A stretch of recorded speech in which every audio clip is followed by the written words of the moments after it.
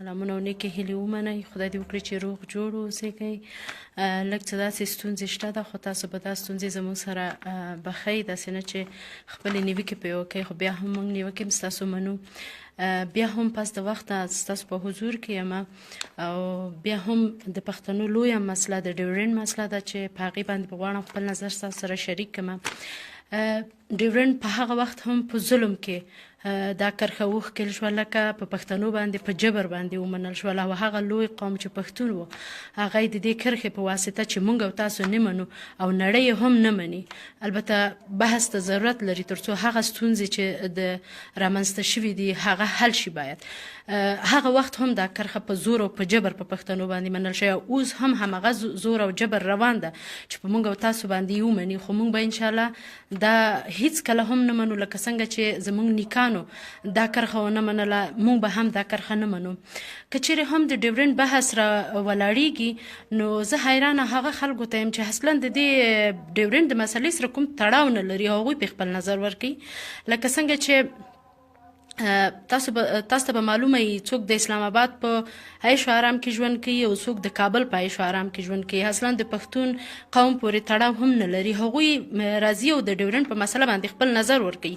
او وایي چې باید په دې کرښه باندې یا ازغن تار وویستل شي او یا دیوال وویستل شي.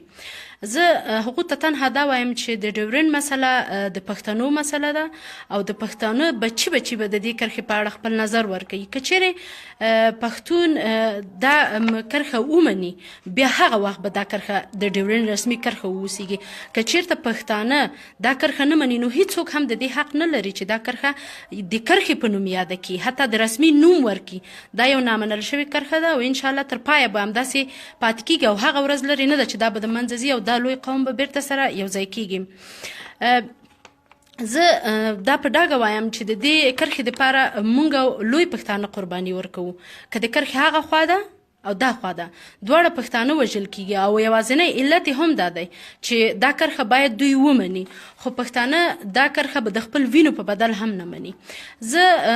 هغه خوا پښتنو کې داسې خلک وینم چې اوس هم وایي چې ډیورنډ یوه رسمي کرښه ده، او دې خواته په کابل کې هم داسې خلک زه وینم چې وایي ډیورنډ باید ومنل شي. خو تاسو دې ته مه خفه کېږئ، ځکه که په کوم قوم کې څوک داسې شیطان او داسې وطن فروش او دغسې خپل قوم فروشه، یعنی چې خپل قوم خرڅوي نه وي، نو هغه هم ناممکنه نه ده. حتما داسې څوک شته چې خپل ځان خرڅوي او د خپل جیب او د خپل د کورنۍ دپاره. تاسو د هغو په خبرو باندې اصلا لکه هغه مه کوئ، داسې غم مه کوئ. تاسو هم هغه وکئ کوم چې زموږ او ستاسو حق ده او باید موږ یې وغواړو، او دا هغه لاره ده چې موږ به په ګډه باندې مخکې وړو. زه د پېښور یا د پښتونخوا هغه ټولو شهیدانو ته سلام کوم چې د دې موضوع په اړه باندې دا نن ورځو کې خپلې وینې توی کړي دي. تاسو زه د کابل میشت د افغانستان دغه خوا میشتو پښتنو ته وایم چې دا مه هېروئ چې نن هم په پېښور کې پښتانه د افغان کلمې دپاره د پښتون کلمې دپاره خپل ژوند د لاسه ورکوي او خپلې کورنۍ قربان کوي. موږ به څنګه دا هېروو چې هغه خوا پښتانه دا د وینې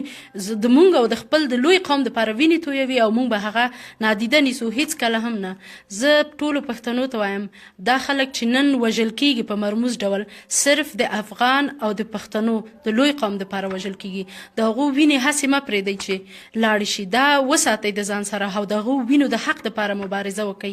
زه د پاکستان د حکومت سره د دښمني شی نه لرم، تنها دا ورته وایم هر هغه څه چې د خبرو د لارې حل کېږي په زور نشي حل کېدلی. تاسو هم دا ومنئ چې د دې قوم سره ظلم شوی ده او د دې کرښې په واسطه باندې د یو بل نه بیل شوي دي. نن چې تاسو ازغن تار په دې باندې راښکئ، زه دا درته وایم که تاسو فولادي تارونه هم په دې یا دیوالونه په دې کرښه باندې وباسئ، دا لوی قوم به د یو بل نه جلا نه کوي. نن که مومند وژل کېږي، نن که د مومند وینې توی کېږي، پوه شئ چې دلته زموږ وینې هم تویږي د همدې موضوع دپاره، د همدې دپاره چې موږ او تاسو یو خلک یو. که تاسو یې منئ نه یې منئ،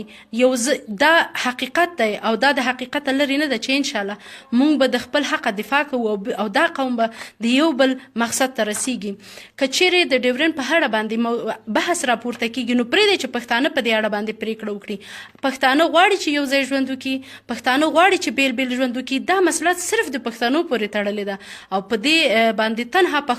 پښتانه کولی شي چې خپله پرېکړه وکړي نه په دې باندې پنجابی پرېکړه کولی شي او نه په دې باندې هزاره نه په دې باندې تاجک نه په دې باندې ازبک دا تنها د پښتنو حق دی او پښتانه به د دې نه دفاع کوي زه بیا هم هغه ټولو شهیدانو ته سلام کوم چې د پښتو د لوی قوم دپاره خپله وینه توی کړې او نن هم تویوي که څه د کرښې دې خواته دي او که څه د کرښې ها خواته دي دا کرښه چې ماته د منلو نه ده نو زه پوهیږم چې هر پښتون ورور ته به د منلو نه هرې پښتنې خور ته به د منلو نه او هغه ورځ به راځي چې موږ او تاسو به یو ځای یو زه اوس هم وایم چې انقلابونه او خوځښتونه هغه وخت رامنځته کیږي چې احساس د محرومیت وشي او موږ محروم یاستو د یو بل د یو ځایوالي نه محروم یو د یو بل د لیدنو نه محروم یو او هغه ورځ نه ده چې همدا قوم بجګیږي او د دې حق په وړاندې به انقلاب کوي او خپل حق به د ټولو نه غواړي نړۍ هم په دې کې باید متوجه وسي نن خو هر چیرته تاسو د جرمني دیوال وګورئ چې ړنګ شو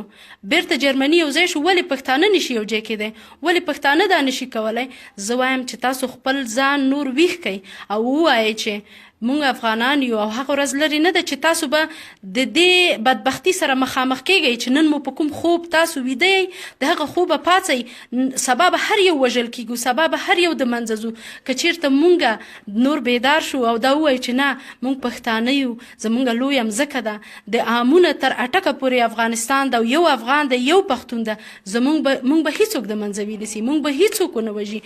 ونه وژني تاسو پوهیږئ په پېښور کې چې دا کومې وژنې اوس روانې دي د دې علت څه شی ده که نن د مومند په کور باندې ویر دی سبا دا ویر په هر کور باندې راتلی شي نو ولې تاسو د دې مخه نه نیسئ ولې تاسو خپل غږ نه اوچتوئ تاسو خپل غږ اوچت کئ موږ در سره یو زه د دې د پښتنو نه هیله کوم د هغه پښتنو د حق دپاره خپل غږ اوچت کئ که چیرته داسې ارامه ناست یې هیڅوک موږ ته زموږ حق نه راکوي دا خو یو ښکاره خبره ده چې حق اخیستل کیږي په زور اخیستل کیږي چا لک حق کور ته نه ده راوړی همدغه خلک دي چې اوچتېږي او د خپل حق غوښتنه کوي نو خپل حق وغواړئ زه بیا هم دا ازغن تار چې په د تورخم په خوا باندې ایستل کیږي او دوی ورته د کرښې نوم ورکوي د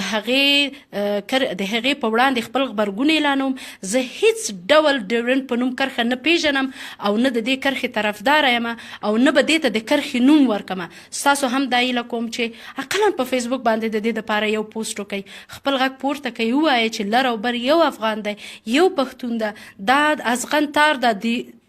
فولادي دیوالونه به موږ یو بل نه جلا نه کړي بیا هم د یو لوی پښتون د قوم د یو ځایوالي په هیله او د یو لوی افغانستان د لیدلو په هیله مننه